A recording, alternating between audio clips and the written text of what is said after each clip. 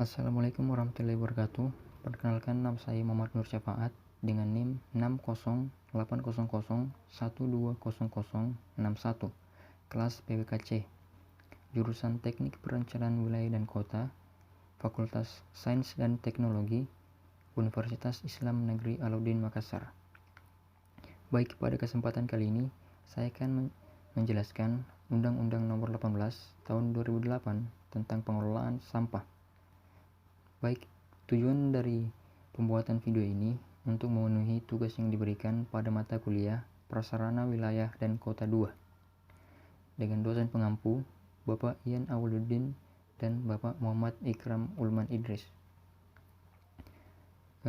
Langsung saja kita ke pembahasan bahwa permasalahan sampah sudah menjadi hal yang sangat umum yang terjadi di Indonesia.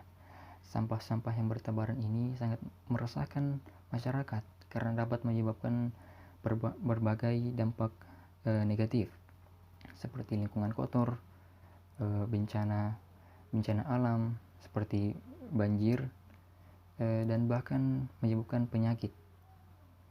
Oleh karena itu, Undang-Undang Nomor 18 Tahun 2008 tentang pengelolaan sampah memiliki maksud bahwa pengelolaan sampah bertujuan untuk meningkatkan kesehatan masyarakat dan kualitas lingkungan serta menjadikan sampah sebagai sumber daya.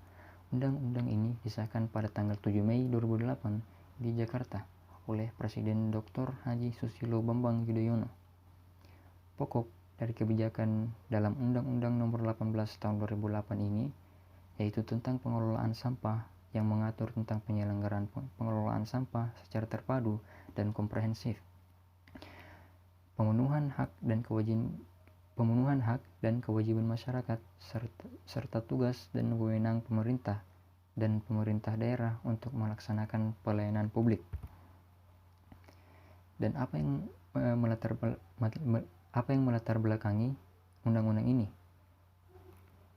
Pertama, pertambahan penduduk dan perubahan pola konsumsi masyarakat yang menimbulkan bertambahnya volume, jenis, dan karakteristik sampah yang semakin beragam. Kedua, pengelolaan sampah selama ini belum sesuai dengan metode dan teknik pengelolaan sampah yang berwawasan lingkungan, sehingga menimbulkan dampak negatif terhadap kesehatan masyarakat dan lingkungan. Sampah telah menjadi permasalahan nasional, sehingga pengelolaannya perlu dilakukan secara komprehensif dan terpadu dari hulu ke hilir agar memberikan manfaat secara ekonomi, sehat bagi masyarakat, dan aman bagi lingkungan, serta dapat mengubah perilaku masyarakat.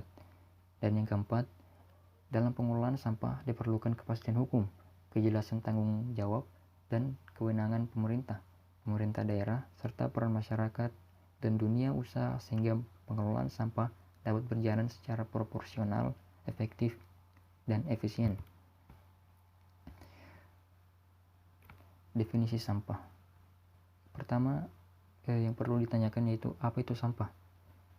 Jadi, sampah adalah sisa kegiatan sehari-hari manusia atau proses alam yang berbentuk padat, yang mana termasuk sebagai penghasil sampah. Penghasil sampah adalah setiap orang atau akibat proses alam yang menghasilkan timbulan sampah. Sampah yang dikelola berdasarkan undang-undang ini terdiri atas 3, yaitu sampah rumah tangga, kedua sampah sejenis sampah rumah tangga, dan ketiga sampah spesifik. Asas dan tujuan Undang-Undang Nomor 18 Tahun 2008 yang menjadi asasnya yaitu bahwa pengelolaan sampah diselenggarakan berdasarkan asas tanggung jawab, asas berkelanjutan, asas manfaat, asas keadilan, asas kesadaran, asas kebersamaan, dan asas keselamatan, asas keamanan, dan asas nilai ekonomi. Dan yang menjadi tujuannya yaitu untuk meningkatkan kesehatan masyarakat dan kualitas lingkungan serta menjadikan sampah sebagai sumber daya. Yang menjadi hak dan kewajiban, pertama hak yaitu untuk mendapatkan pelayanan dalam haknya yaitu mendapatkan pelayanan dalam pengelolaan sampah secara baik dan berwawasan lingkungan dari pemerintah, berpartisipasi dalam proses pengambilan keputusan, memperoleh informasi yang baik dan benar dalam penyelenggaraan pengelolaan sampah, mendapatkan perlindungan dan kompensasi karena dampak negatif proses akhir sampah, dan memperoleh pembinaan agar dapat melaksanakan pengelolaan sampah secara baik. Yang menjadi kewajibannya yaitu bahwa setiap orang dalam pengelolaan sampah rumah tangga dan sampah sejenis rumah tangga wajib mengurangi dan menangani sampah dengan cara yang berwawasan lingkungan. Penyelenggaraan pengelolaan sampah terbagi menjadi dua, yaitu pengurangan sampah dan penanganan sampah. Di pengurangan sampah ada 3 yang menjadi pokok utamanya yang bisa dilakukan untuk mengurangi sampah, yaitu pembatasan timbulan sampah, kedua pendaur ulang sampah, dan pemanfaatan kembali sampah. Pada penanganan sampah terdapat 5 pokok yang dapat dilakukan untuk menangani sampah. Pertama, pemilahan sampah, kedua, pengumpulan sampah, ketiga, pengangkutan sampah, keempat, pengolahan sampah, dan yang terakhir, pemprosesan akhir sampah. Pembiayaan dan kompensasi. Yang membiayai dari penyelenggaraan penanganan sampah ini yaitu pemerintah dan pemerintah daerah.